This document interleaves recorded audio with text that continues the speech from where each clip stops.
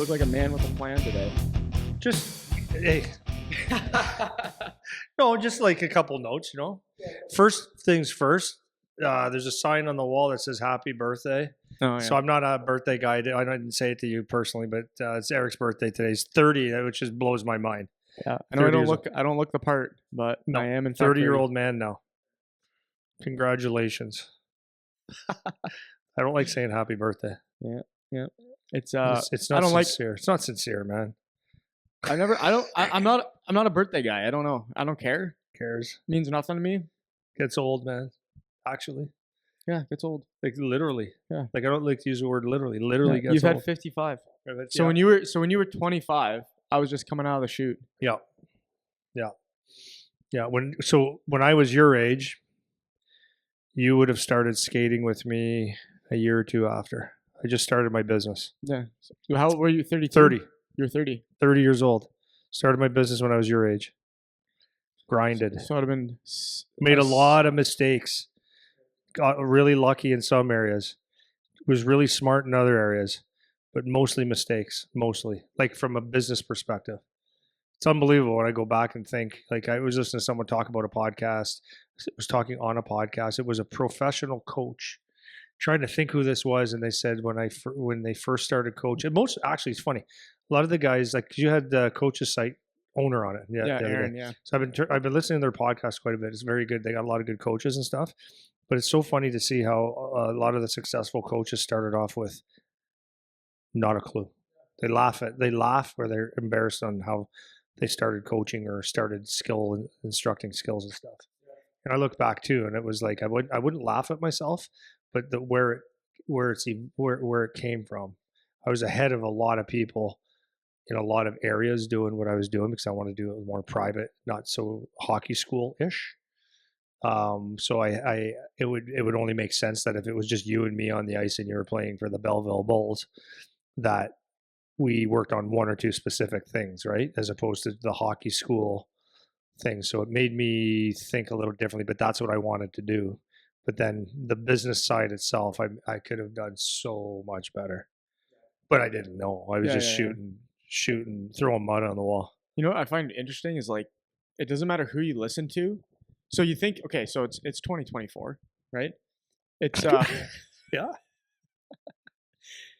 Think about how many resources are available, and even let's say as early as internet was a big thing starting, let's say like 2000, after 2008, it like really was like central to everyone's life, having the internet. So let's say we're talking a good 15 years plus or minus of like basically unlimited information that's easily accessible. And how many people have started businesses and been through businesses in that time? And everyone still says, even though they have all these resources and even though there's all these people you can talk to and all the stuff you can do, like, I made so many mistakes. It's like a prerequisite to being successful almost. Like there's nobody says, hey, like it was smooth sailing. Well, it's right? Like I always said, like, okay, here's a part of that. Everyone, I hate saying everyone all the time, but like typically what happens is you don't really know until you're in the deep end, right? So people can think about it. Like I always say, there's people that have business degrees all over the place that think they know what they're doing, but they've never sold a product in their life. And you can have all the theories in the world. You have to sell something. So if you can't sell, you don't have a business. And then you could have all the paperwork models in the world, like follow this plan and stuff like that. It's like, that's not the way it actually goes. It's there's the idea, but it's not the way business goes. Right. So anyways, yeah. So, and it's just the way it is. And I don't think, I don't know, maybe I'm wrong, but like most businesses, you are going to fail because you just don't know. You have to figure it out on your own. Yeah. Right? I was talking to Aaron last episode, and it was like same. He said the exact same thing. He's like, I started a blog, and he was talking about it was Team Snap. So we use this app now, right? He said Team Snap contacted him for one of his early conferences that he did, saying like, we want to sponsor your conference. Do you take sponsors? And he's like, he's like, yeah. And he like threw out him a number that just on the spot, not thinking about it. And they're like, okay, like we can do that. No problem. And then he goes, it was too little. so yeah, oh yeah. So he was like, I said $1,200, and the guy was just like, that's it, like whatever. It's like, okay, we'll see you at the Per conference. hour. Yeah, right. So then he was saying that the person mentioned like we've had the most conversions to our platform off of your blog when we were tracking like I think it was Google AdWords, and he was like, what's Google AdWords? Like he doesn't even know what It's Google like me. AdWords is, right? So and it's so funny. So he's sitting here across from me saying that, and like I know what Google AdWords is, but I know I don't use it. And I'm sitting here and I'm like, there's a component of our business that's online. I know I don't use those things, Right. right? And so it's just like a part of the process of just going through and figuring it out, even though you have all of these things. So like it's funny because people talk about like how much preparation they do for certain things, and there is just something to be said for getting thrown in and just you got to figure it out, right? Dude, it's no different than this. Like, how do we started off? I don't know, guys. Sorry if we're going on a tangent here, but we started off this podcast. How it was. Okay, let me say it a different way. How many people say they want to start a podcast? I know tons of people. I'm starting a podcast, doing a podcast, and some of them get 1 or 7 or 10 podcasts out, and then it's like they quit, or they analyze the shit out of it and they think that they need, okay, the cord on this mic isn't good enough. When I get this cord, more excuses than a pregnant nun, right? Like every reason not to start it, and every reason, you know what you have to do is start a podcast. You have to get a mic, you got to get a camera, you got to do it, and you have to send it out, and then you do it again, you do it again, do it again. It's the only way you learn. And how we started ours was, I had no intention of doing a podcast. Mine was skill videos, and that evolved into skill videos for coaches. Then it evolved into skill videos for players again, because I couldn't keep up the demand because it was just me. And then a friend of mine said, you should do webinars. I go, what the hell is a webinar? So he told me what a webinar is. These are live podcasts, more or less, where people sign in and stuff. I really enjoyed that, but then I'm like, I don't like just having to hunt down a guest every week. So then you were available and we were able to do podcasts.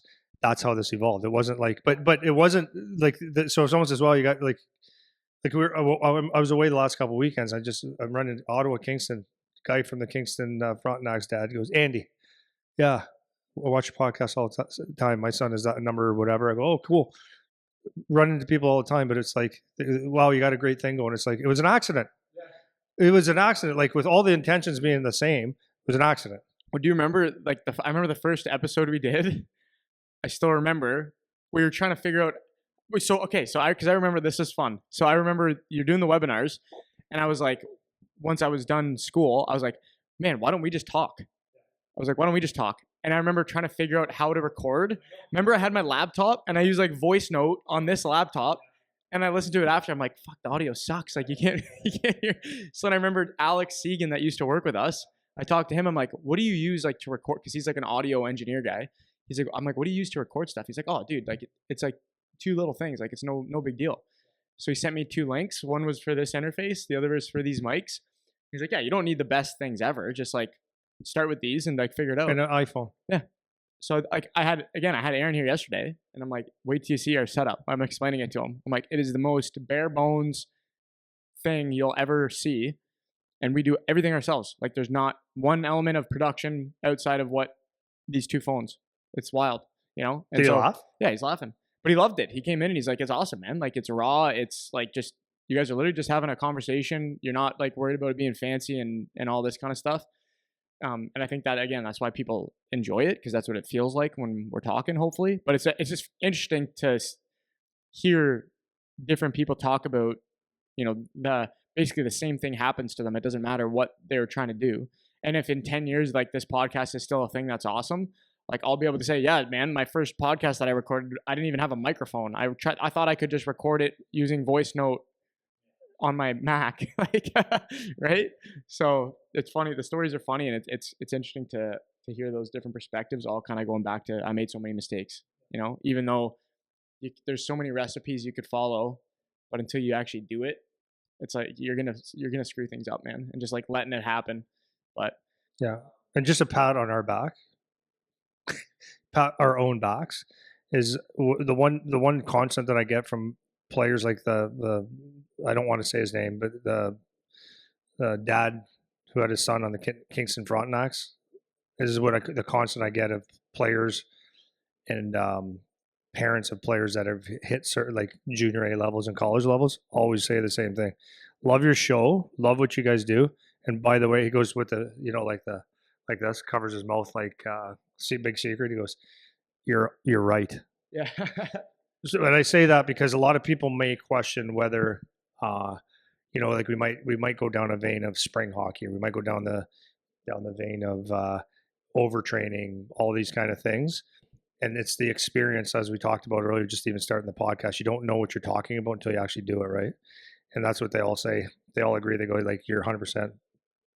We didn't need to do all this. We didn't need to do this. We should have spent more time on this." And where they get to junior or whatever, and they go, "Yeah, that's exactly what's happening." I go, "Yeah, it's." So the people that are questioning it, like, just go ahead, question it. Got the experience to prove it. With a lot of people out there agreeing. So, anyways, that's that. Cool. This episode of the podcast is brought to you by the PowerTech online membership program. If you've been listening to Andy and I wondering, hey, how are they able to get all this podcast content out there? Well, that's because of our members.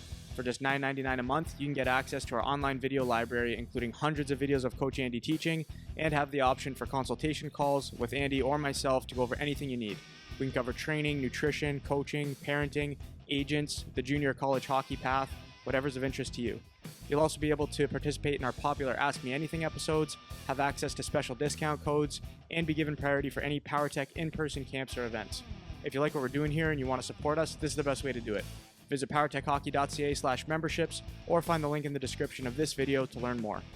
So you have a thing today. Yeah, I got another. Do you have something else first or no? Oh, I got something else. Oh, do you? Okay, go. Oh, yeah. Sorry, I'm not trying to rush you. Just a thought. No, just thought. So when I get bored, when I watch TV, I try to watch a documentary. So the new Mark Mess, I don't know if he designed it. It's called Game 7. It's a documentary of Game 7s. So watch the Boston Red Sox, how they were cursed by the Babe Ruth curse. And then, all the things that lead up to them always losing, whatever, and then they finally win. Really cool story. And then it was Edmonton Oilers, Philadelphia Flyers, Game 7. So I think Mark Messier was heavily involved in this. And then I skipped whatever because there's one with the New York Rangers, Game 7 against Vancouver Canucks. Anyways, great. It's a good documentary. You get the inside look at some of the things that is pretty cool. But this is what I showed my wife last night. I said, "You got to watch this." So I said, "You will never see a goal like this ever again in hockey." So it's a down low play. Okay, if you can picture a power play. Okay, picture a power play. Here's the net. Puck goes from the point down low, almost goal line, across this guy's back door. He had to handle the puck. I don't know if you can hear me. He had to handle the puck. Grant Fuhr's in net. So in today's world, I go, "Honey, this will never happen again." So the guy gets it across, and he stick handled it like a 1-2 and threw it, like past it. He was shooting, but we'll call it a pass. It was a hard pass on the ground on the other side of Grant Fuhr's stick, on the heel of a stick, which is a great place to shoot a puck. But if you watch the goalies, like Charlie was saying it before, and I'm like, wow. That would never happen because he would be on his knees already. Yeah, no butterfly. There's no butterfly. Yeah. It's everything was standing up. So you're going side. Dude, I was laughing last night because that's the era I played too. And goalies were sick. They were so athletic and they're out of their net scrambling around and stuff. Now you see goalies, they just eat pucks, right? It just hits them. It's the VH, or reverse VH. It's going down. Everything's post to post up. It's like it's almost like non-athletic. It's all about angles and being big, taking away space. But these goals, so that one goal, I'm looking, I was laughing. I go, this is the best goal in the world at the time. That would never go in today. Not one chance that would go in. Okay, so do you remember when we did that episode early on about like the rules of hockey? Like how the rules developed? So do you remember how the rule was goalies couldn't go down? Yeah, right. So there wouldn't have been, the technique was not yet developed, right? So it's like butterfly, no one thought of it yet, right? Like no one thought of how to do a butterfly to cover more of the net yet, right? So after the rule change, like being a butterfly goalie. Yeah. So it's like if you after the rule change where it's like, hey, like it's fine if you're down now or whatever, whenever they made that rule change, it's like the technique of butterfly doesn't exist yet because They you were weren't never allowed. allowed to go down. Yeah. So somebody had to develop that. And I don't know. Yeah. would it To have be been- clear, so to be clear, in case people are saying, "What are you talking about?" To be clear, that like the evolution of hockey, the rules. If you look back at the evolution of hockey, it's based on rugby and lacrosse, but the rules were like there was no blue line, no red line at one point. Yeah. No There's forward no passing. forward passing. Yeah. So if they, what people, because I was wondering like why is that? Because in rugby it would be you move the puck backwards to move ahead. So once I understood that, I said, okay, now that makes sense. And then the game evolved. So now the goalies at one point were not allowed to drop to the knees; they had to always be standing. So to your point, So you see these old school videos of like goalies kicking their legs out instead of just dropping to a butterfly because you weren't allowed to go down. And then once they remove that rule, you don't know how to go down yet. Well, Right. right, You need to figure out right. how do I get from here to there in a way that makes sense. So you just look at goalies and take for granted, yeah, butterfly, right? They're not butterflying. They didn't even butterfly. It's like, yeah, that wasn't a thing. Like, would it have been like two pad stacks. Yeah, yeah, exactly. Dominic Hasek, old school. Like I remember, I don't remember because I was not alive yet when the old school videos of like Vladislav Tretiak, where he was like in the butterfly, kicking feet out and whatever. So I'd be curious to know where that actually developed from, like the concept of being a butterfly goalie or where that came from. I bet you it was something around that. Like maybe I don't know if it was Soviets necessarily, but like that's one of the earliest things I can remember of like an explicit like down and shuffling pads out kind of style. But I know Patty Roy was one that made it. He was down a lot. Butterfly goalie. I think he was one of the when would that have been like for sure popularized in the NHL now, where it was like everyone's a 85 butterfly to goalie? 90, probably 90. After 1990, everyone's basically playing butterfly. I believe most of so. the I time. don't know for sure. I was kind of like Because you still had the odd guy that was, but even like if you get like the modern old school guy like a Tim Thomas or Dominic Hasek, like they were still butterfly, but they were a little bit more flopping around and unconventional for the time. But like it's so super interesting. I don't mean to derail your next thing, but what do you think about the idea of kind of how you're saying like Charlie's looking at it like what these goalies are shit, like, or it's almost like the Wayne Gretzky question, like Wayne Gretzky's actually wasn't that good, like if you compare him right to. So my argument is always it's freaking relative, man. Like for the time, like if you take the Wayne Gretzky mindset and put him in today's game, he would have trained the same as everyone else. He would have done the same things as everyone else, and then he would still have had that elite, genetic, gifted, whatever you want to call it, thing that just made him outstanding. So I always fall on the side of the argument of like they would have been dominant. It doesn't matter who you put in whatever no era. question. They were at the peak of their era. If they were here, they would have possibly or likely done the same things to be at the peak of their era now. Question for you then. Okay, so I'm not doing this for a compliment. I'm not doing this for a compliment. Just use me for an example. Up until like I'm not good anymore. I'm gonna qualify. I'm not a good. I can still skate. It looks fine. I could shoot fine. I could stick handle very well, but I'm not good anymore. But remove me 10 years. 10 years ago, skating with the junior and pros. Dude, I vividly remember, like not that long ago, it would have been like, guys. I remember like pro guys saying like, dude, you should go play. Yes, I know. And I like know. being serious. I know, or run a power play in the Yeah. East Coast League or something Yeah, like that. right. That's my point. That's the point. I wasn't the best player 85 to 90. And I was hanging with guys that are making a lot of money. Right? So if I'm not the greatest player in the world, the greatest player in the world 85 to 90 would be fine today. Especially take someone like Mario Lemieux. Like there wasn't like a physical he was fast, he was tall, he was big, he was strong, he was skilled, more skilled than anybody that ever lived, right? So that guy will step into any era, no problem. Gretzky was so smart. So yeah, the training. So okay, maybe the argument is he doesn't get 92 goals a year. That could be very possible, but he might find a different way to make things because he was just like so far ahead of the game thinking. Just see things a whole different way. Bobby Orr, you can't tell me that guy wouldn't have been able to skate today. Guaranteed. He was a beautiful skater. He just to do it. So, yeah, so that argument's funny. I think if you take every era has their thing, and everything changes, equipment changes, rules change, all these kind of different things, and there's I think, yeah, your best players for sure are interchangeable, 1000%. Yeah, it is an interesting conversation. Yeah, Because yeah. I forget who we were just having this conversation a little while ago. Some of the guys that were saying like that. I forget who it was. I think it was the guys on our team like talking about they like some of them were saying that they don't think Gretzky would be good, or um or the reverse. Like they still think he'd be awesome, and just that debate back and forth. It's interesting to have the conversation. You would have to be, you actually, in order to say something like that, you actually haven't got a clue. I'm not being a jackass. That just actually tells me that you have no idea what a good hockey player Yeah, is. man. I remember. Just sorry, keep going. Oh, good. It's The good. I remember it's like several episodes ago again. I remember it came up. We were talking about Lucic, Milan Lucic, and everyone was saying like the guy can't skate. He's terrible. He's terrible. Like whatever. I'm like, man, you remember when he played junior?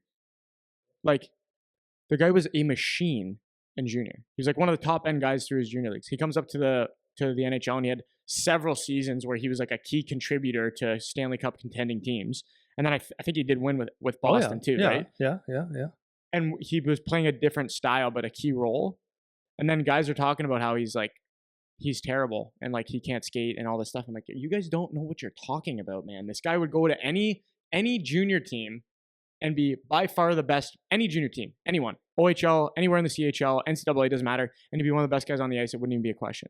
You know, it's like and like the fact that people even have that conversation just shocks me. It's just like the how naive you'd have to be to think a fourth line guy in the NHL, and he wasn't always fourth line, but let's say he was towards the end. It's like to think a fourth line guy in the NHL isn't going to be a dominant force in any group. It's like It's you're out of funny to your mind, man. take a guy like Darren McCarty, right? So he was, for the most part of his career, a fourth line NHL player, like the grind line, right? In Detroit, and might have had some third line. He was a really good hockey player, by the way. And people were like, "Yeah, he's a fourth liner." It's like, yeah, he had 50 goals in junior, and I think real close to it is one another year. Like a dominant player with so much skill and stuff. It just happens like, actually, this actually kind of fits into what my talk is a little bit. He fit into roles in order to play. So but honestly, dude, I think about this a lot because skating is, there's no question. I mean, to sit here and say if you can't skate or if the skating doesn't matter, then well, that's just stupidity. It matters. It matters a lot, especially on certain on in certain ways that certain players have to play. So if you're a good skater, it's better than not being a good skater. But use for example, older guys in the NHL right now. Tavares. I wouldn't say he's old, but he's older. Give me someone else that's older. Right now in Yeah. the NHL, I'm just, yeah, off the like top. Matt Martin. Matt Martin, right? He plays for the Islanders. Um, even use Zdeno Chara when he played. He was like 40 years old, right? Those guys aren't skating at their prime. They're not skating at their prime. So and John Tavares' knock on him was his skating. So if he can't skate that well and he's older and he can't skate as well as he used to, how could he be a pro? How could he still be a dominant pro? Because the brain, the 6 inches between their ears, the puck finds them. They know positions. They outsmart the game, and they don't have to be quite as fast. Like, no, don't get me wrong. If they're F1 on the forecheck, they're probably a split second, a little bit behind, but they maybe make up for angles and stuff. With angles and different things like that, the smarts of the game make a difference. But it's not always, going back to your Lucic comment, it's not always about being the best skater. Because a lot of guys that can skate well are dumb. They don't, or they can't put things together. You have to have a certain smarts to you to be effective. Now, the best players typically seem like they can skate better, like a Crosby and a McDavid and McKinnon and Makar. They're awesome, but there's so many guys that you would say they're not that great of skaters. They're good. They're good. Like, take my kid, for example. He's a good skater. He's not the best skater, but he's got a different way that he has to play.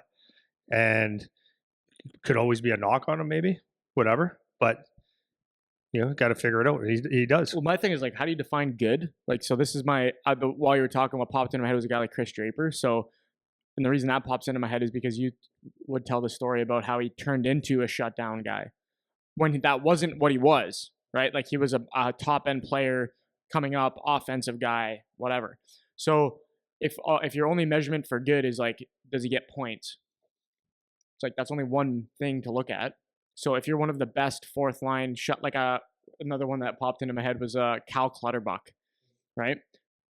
By what metric? I can't tell you if he's a great skater or not. I haven't watched enough. But take the skating out of it, just like based on what the job is that he does. It's like what I say. Cal Clutterbuck is really good at hockey. It's like it's too. I would say yes to anyone that plays in the NHL, but like it's too general of a question. It's like he's really good at doing the job that he's supposed to do for the hockey team he plays for, right? So it would be like any other job. It's like if I work at a plant and I'll use my example when I worked at Caltex, we made gas tanks for cars. So the engineer that designs the part of the line, that's his job. Then he hands it off to the tech guy. That's his job. Then the tech guy has to call the repair guy if something goes wrong so he can fix it. So is the tech guy good at making gas tanks? It's like, I don't know. It's like he's good at the thing he's supposed to do, right? So it's like, are you good at hockey? It's like that's a general statement. So if you just judge it based on one thing, then you're not really recognizing all the other pieces that actually matter. Does that kind of make sense what I'm saying? Dude, 100%. Yeah. That's almost exactly what I'm talking about today. Let's go. Look at that transition. Yeah, it's cool. Maybe it's not even close. Okay. No, in my mind, it's gone right there, dude. Honest to God, too many tangents. So we'll see how on task we stay. To go back, go watch that documentary. Just watch the goaltenders, and you're gonna laugh your ass off. Just at the way they move and the different style of goaltending. Okay, there you go. So this is inspired by my wife, because I was talking about my leadership program, and she goes, "Oh, one day you should talk about NASCAR or F1." I go, well, I don't know anything about it. She goes, no, talk about the leadership. I go, what do you mean? She goes, talk about the pit crew. I said, oh, that's a really good point. So I didn't have to do a lot of research to figure out what she was talking about. So my wife does, she's a high, I'm trying to give her a compliment here. She's an executive or a manager. Like, I don't know, whatever.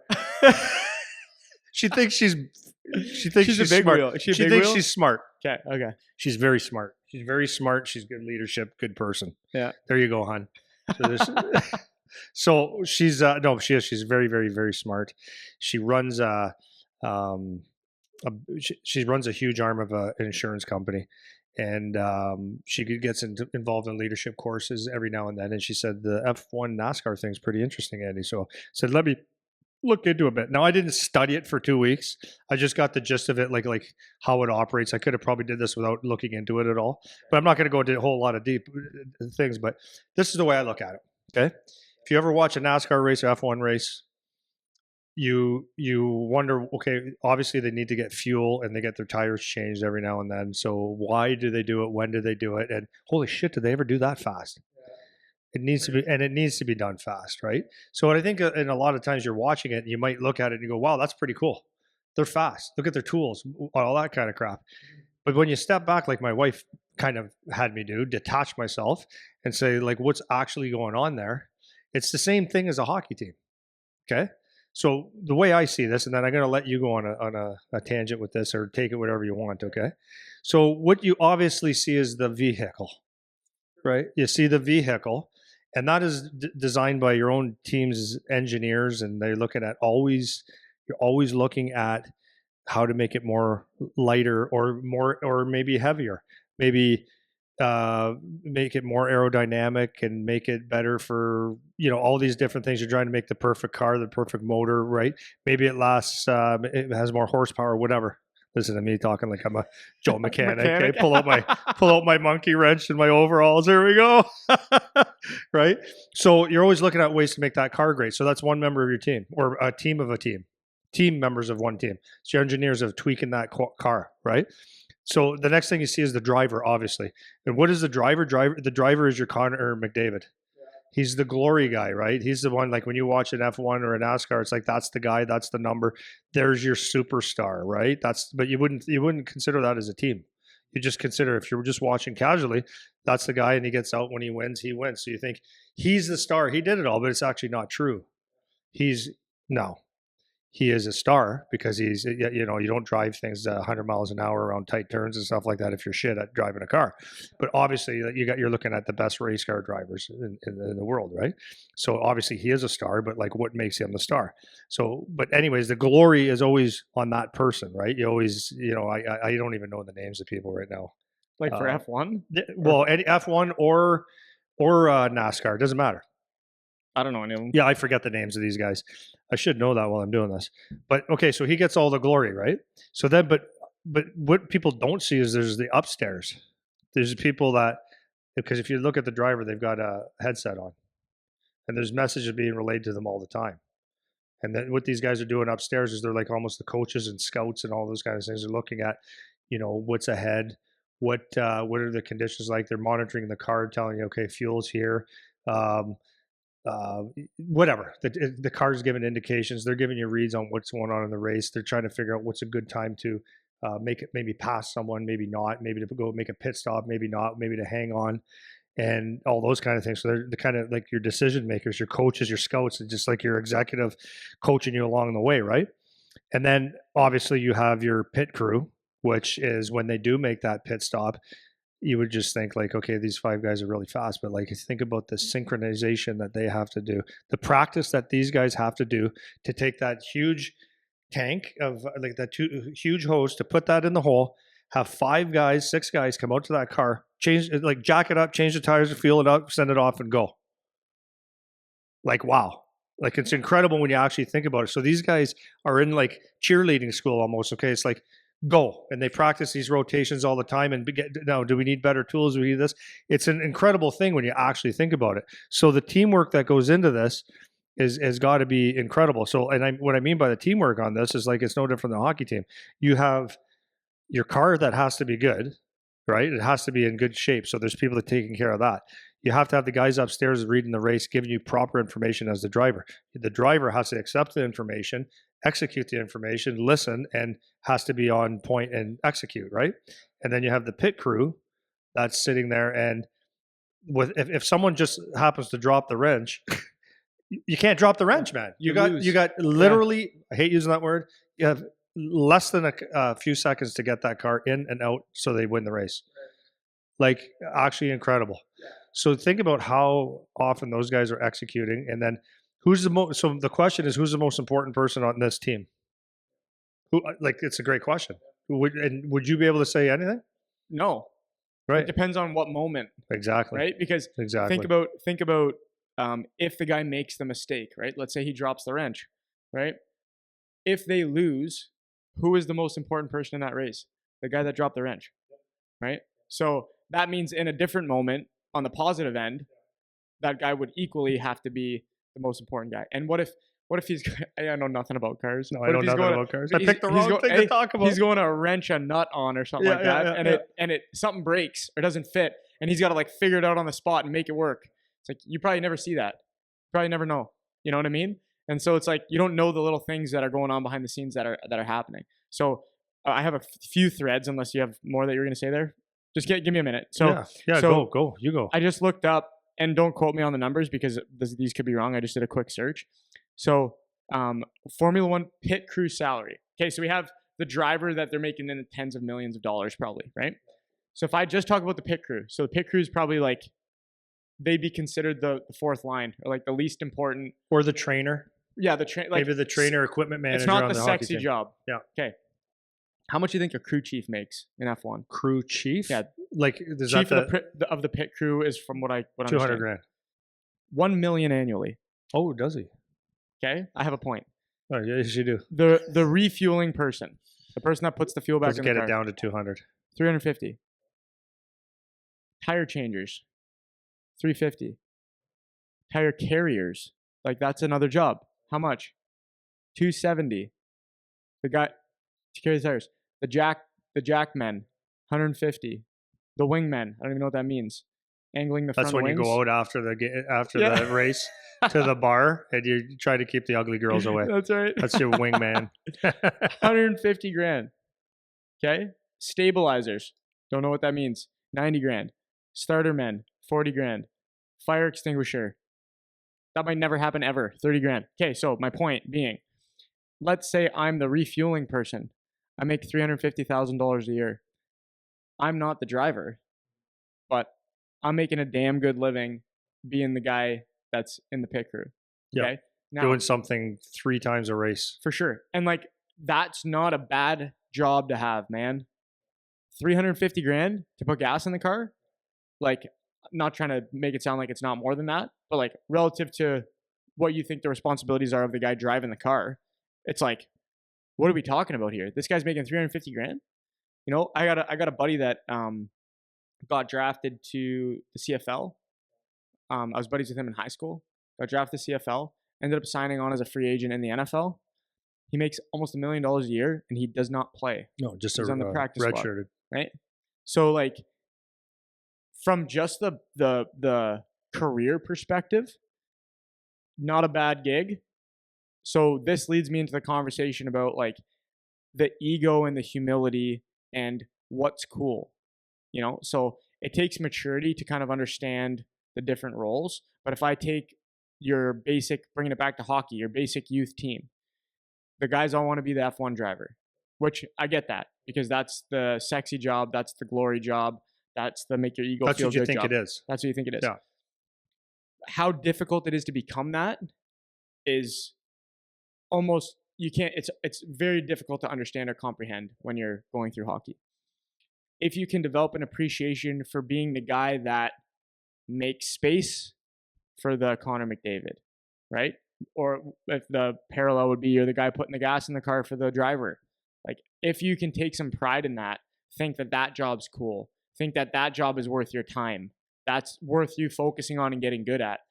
Like, you go play in the NHL and make a couple $1 million a year, right? And like, you're not going to win the Art Ross, but like, that's a damn good job, man. So it's like, would you rather not be a hockey player than do that? And that's kind of how it seems. And I'm not saying that it's easy to go be that guy either by any means. Oh, it's ridiculously But hard. yeah, but by comparison, is it easier to be Connor McDavid, or is it easier to find a freaking job that team needs done and just be willing to do it? Your odds are probably higher being that guy, you know? And I think that that isn't a message that is relayed. And that doesn't mean don't strive to be a Connor McDavid type guy or whatever. Obviously, you want to do that, and that's the most fun when you're a kid, to be that kid that is scoring the goals and handling the puck all the time and all this.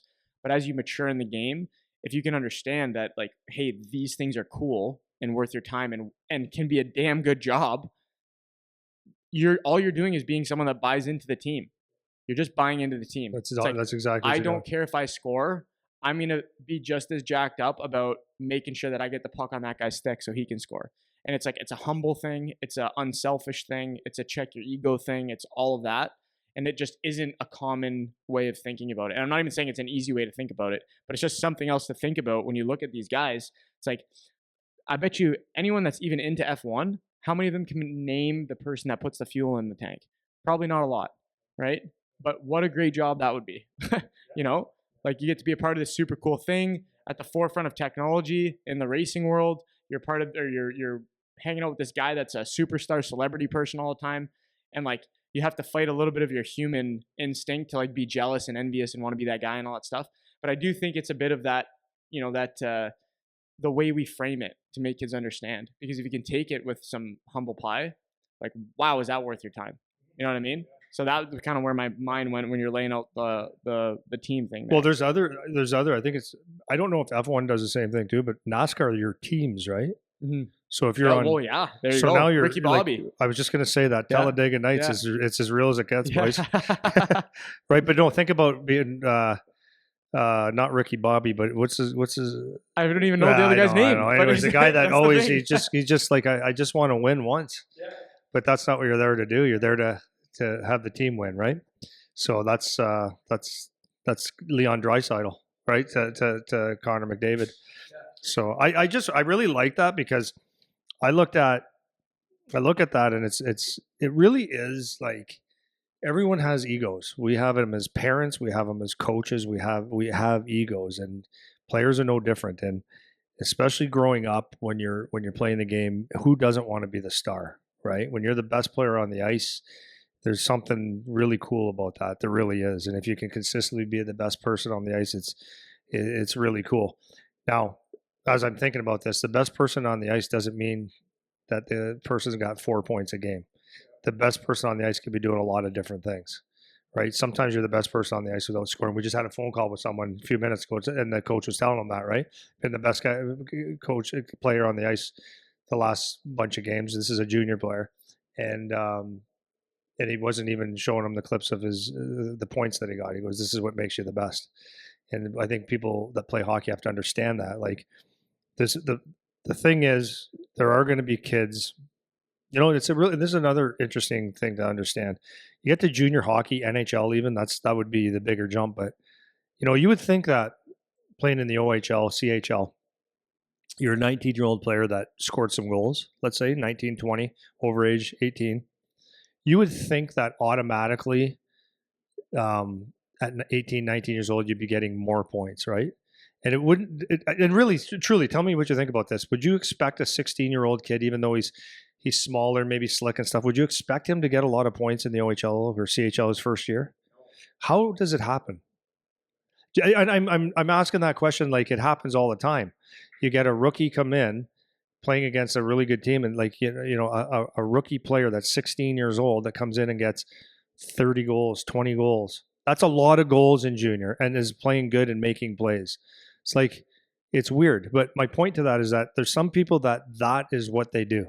They just do it, right? Some guys can get 20 when they're 18 years old, 19 years old, and maybe they will never get it again. Maybe they'll get 30 the next year. Some guys hit their stride at 19, 20 years old in junior, but there's kids that come into that league at 15, 16, and they can just put the puck in the net. They just do it. And no matter what the other top six guys do on that team, older, whatever, they can't do it like this guy does. Right? That's your driver. That's your guy. That's what he does. He's and that guy gets they get away with things. I've seen this I see this all the time. That person might not have to do as heavy back checking, get in the corners quite as much. It might be part of his game, but like the leash is longer. The leash of being defensively sound is not the same as the next guy, right? It could be the turnover that the third line center makes is going to be more exposed than the first line center that gets the goals if he has a turnover. So that guy could have two turnovers. The other guy could have two turnovers to one good play. As long as that one play is good, that it's almost like it's overlooked. That's the star. That's what they get to do. And I'm not saying they get to do that. It's just kind of like the way it is. They get the glory. They get the glory. I don't want to say this the wrong way. They get the glory. They get the articles in the newspaper. They get their names splashed all over the place. It's going to be Boston versus whoever, and you get the two stars matchup. That's what it is. But that's not what it is. But that's what they like to do, right? So if you have a jealous bone in your body, you don't understand the concept of team. That could bother you. Like if you're the second center, or you're a couple goals behind this guy every year, or you start saying, well, if I had more ice, if I had more power play, this, that, the other thing, you could start getting jealous and not understand your role, right? But we just have to. But if we can just have a good understanding of what our role is, and understand that it's a whole bunch of different units that make a team, right? It's critical. It's critical to understand. Go ahead. And well, I think and something that's important to understand too is like on that thread, if you're a guy that you are the guy that can just score. Like I'm thinking of a guy right now that you've worked with before, and like he's one of these guys. He's got a whole boatload of goals this year with the team he's playing for, and like I know what I think of him as a player, and I'm like it's unbelievable that this guy just keeps getting chance after chance after chance. But it's like then on second thought, like along these lines of this conversation, it's like it's not unfair because he does something else that compensates. So if you take this extreme and this extreme, it cancels out, let's say, right? If you take the next guy down, that they can't reach this extreme of positive, but they can still reach this extreme of negative, well, they don't have the cancel out factor, right? And so in minor hockey, less so because you're trying to teach good habits and all that stuff. But even as parents and coaches, when you're framing it to your parents or setting the tone for your team, it's like it's not unfair that the top end guys that do that job, there's different expectations and different responsibilities. And you can say like, I expect this across the entire team. And for certain things that make sense. But if I get a kid that let's say he takes higher risk plays, but he converts on 15% of them and they work out to get goals and win games, that's worth something. So if they try it other times and it costs us something, or it's a negative, it's like, yeah, we still need the positive though. Like the positive is still impactful for us winning games. So there's a risk reward thing that coaches do that isn't often, I think, valued by people watching, because it makes it easy to look at that guy and say, hey, well, if my kid turned the puck over like that, he wouldn't play. It's like, well, yeah, but your job, and this could be on the coaches for not explaining or whatever, wherever the disconnect is, like I'm putting that aside. It's like your job is not the same as that guy. So the expectations are different because your jobs are different, right? Your job description is different, you know? So if I bring it back to the standard job environment, if you work at a plant or something like that, like I don't expect the technician to design the robot, right? And I don't expect the designer to get in there with his oil rag and fix it later. There's a different jobs, but we're contributing to the same team mission, you know? So I think if you frame it a little bit that way for yourself as well, it's like, it's not unfair, you know? It's not unfair that happens. There's a line, obviously, where it can be unfair, it can be ridiculous or whatever, for sure. But in its purest form, I don't think that it's unfair. Yeah, you know, and the line is, like, I got an itchy eye here for some reason, so sorry to gross anyone out. Could get worse. Right? Yeah. The line on those guys is that if you don't produce, then that's gone. So the pressure is a little bit higher. That everyone's That's about how many points did you get? Yeah. How many offensive chances did you create? That's all that matters in the eyes of other people, right? Yeah, for sure. And it's important to have those guys on your team, obviously. Yeah, the second thread on that too is, like you mentioned, if you're the second centerman and you're looking up and you're a couple goals behind and whatever, there's also like something to be said about when like competitiveness gets negative now, when it like negatively impacts you. I had this conversation like several weeks ago with a player, and he was kind of doing this comparison thing, and he all but explicitly said, like, I need to do better than him, because if I don't, then I'm not going to get further along, you know? And that's a very common mindset. Like, and at least this kid was, I don't know open enough to say it out loud, because I know a lot of kids think it, but there's enough for everybody to be successful in their, in their domain of skill or where they're valuable, you know? So I think like that piece of it too is like, there's a conversation there of like competitiveness for the sake of competitiveness, or to the point where now it starts to negatively impact you. It's like, Jesus, man, like that's something that needs to be a conversation as well. Like being able to gear the competitiveness where it's appropriate, and be able to back off and let it go when it's not actually going to be helpful for you. You know, like that's an interesting piece of it too. Yeah. So it's like, okay, so you need the goal scorers. That's your driver or whatever. You got your guys, your grit guys that make room for people, right? You got your grit guys, because the forwards that they make life miserable on defensemen. They get in front of the net. They make room for that star player to do their job, right? It's like, that's the jack man. That's the guy changing the tires in the NASCAR. That's the same thing, right? It's a guy making moves. It's less glamorous. It's not. I'd say less glamorous, but like you're going to have your fans, you're going to have your press, but you're never going to have that star power of the driver, right? Or you're not going to be Zach Hyman, even though he scored 52 or 54 goals last year, he's never going to be Connor McDavid. Connor McDavid.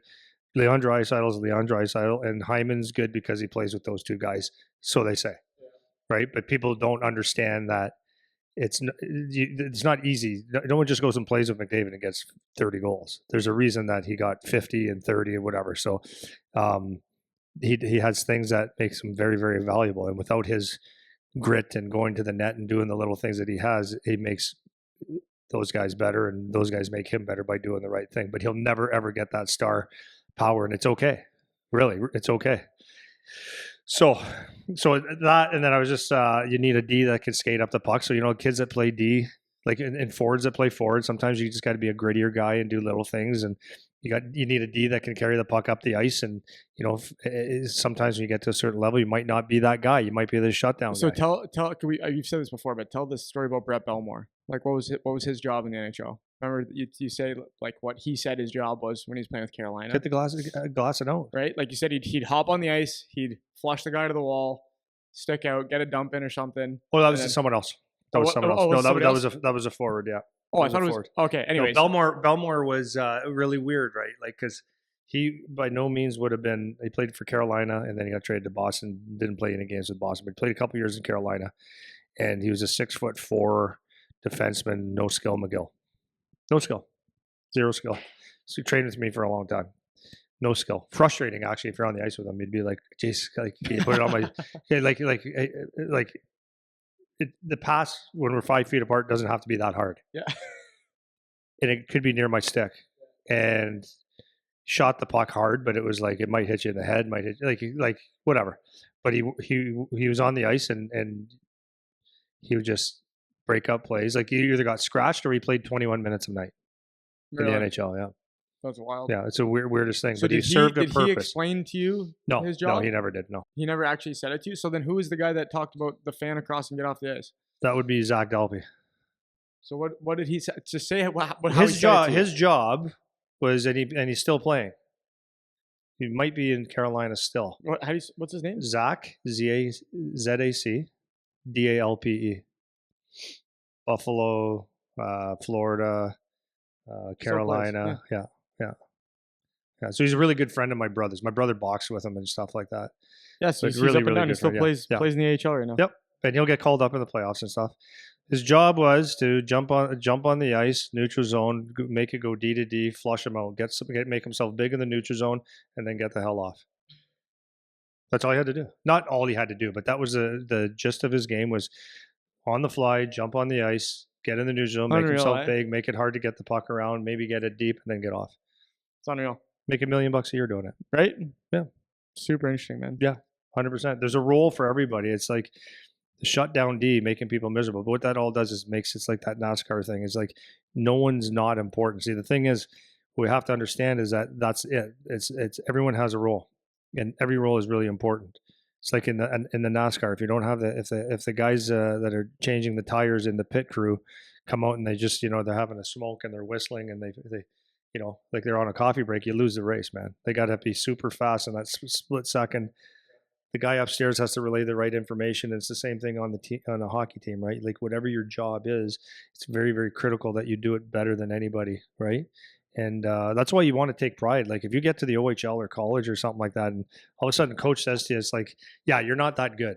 I had someone say that about Charlie the other day. A scout friend of mine said, yeah, he's got to make an impact in the game this way. And I said, yeah. He goes, because he's not that good to not do that.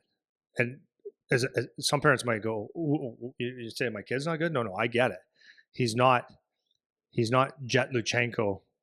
He's not doing that. He's not doing that kind of stuff. He can't get away with not. There's the expectations again, right? Yeah. Like if he doesn't go out and finish a hit and go to the net and back check like his life depends on it, because it does, then he's no good. He's useless, right? Because he's not going to go and dangle through a bunch of people. It's not his job. So the sooner that player understands that type of player that he is, that's why it's important to understand what could be my role. You don't want to ever say this is all I'm ever going to be, because you could always expand on a role. But it's like, what I heard, a great one. Charles Poliquin is one of the greatest strength coaches in the world. I was just reading more of his stuff. I just got a quote from him the other day that I said, I can't believe I forgot about this one. You got to build your foundations, right? And on your foundations, then you can start building on top of that. So his thing is, let me get there in a second, is you have to be really good at what your foundation is. So if you are a goal scorer, then you have to be able to score goals at any time, any place. Your shot can never be good enough, can never be accurate enough. And offensive instincts have to be good, reads and understand how to shoot, when to shoot. You got to understand the offensive game, how to get open, all those kinds of things. That doesn't mean that's all you can do, but that's your foundation. After that, if you back check really well and you're good defensively, it just makes you a better player. If you're a power forward or a shutdown D, whatever it is, like that's not an insult. You have a role. So if you're a power forward and you don't choose to finish your checks or get hard on your forecheck and back check hard and get shots and go to the net, if that's not what you do, then you can't be that. So what Charles Poliquin said, so he was talking about fitness. He goes, a lot of people say, well, okay, what about they're 3 weeks into working out or 2 years into working out. They go, see, I want to work on my my vastus medialis a little bit more, and they start getting real specific about a muscle somewhere, right? And it's like, what exercise, accessory exercise? He goes, listen, you worry about the wrong things. You got to build a foundation. He goes, you got to build the Christmas tree, and don't spend so much time on the ornaments. That's good, eh? And as a hockey player, that's really what you have to work on. Is like, what is my foundation? What am I like? Am I the fastest skater in the world? No. Okay, so then forget about being a certain type of player. If I'm the best dangler, then no. Then you got to work on other things. So it might be penalty killing, might be whatever. But build that foundation and have that foundation so good and so solid that every time you're on the ice, you know exactly. It's like clockwork what you do, and then you add the ornaments to it, right? So maybe it is you're shooting, maybe you're adding a step for a shot, or you're adding some element to your offensive game or something like that to make yourself better. But don't work on the ornaments, work on the Christmas tree. Make that Christmas tree full and stuff. So I really like that. And I think if you can do that as a player, as a coach, anything, it's better. Love that. Mm-hmm. Charles Pollock one, man. Yeah, he was good. He was the best. Sweet. Anything else you want to finish up on, or? I think I'm good, man. I talked a lot today. That was good, man. Yeah. Pit crew. I like it. Let's go. Yeah, I like it. Good shit. Okay. And sometimes, I don't know. Okay. See you guys next week.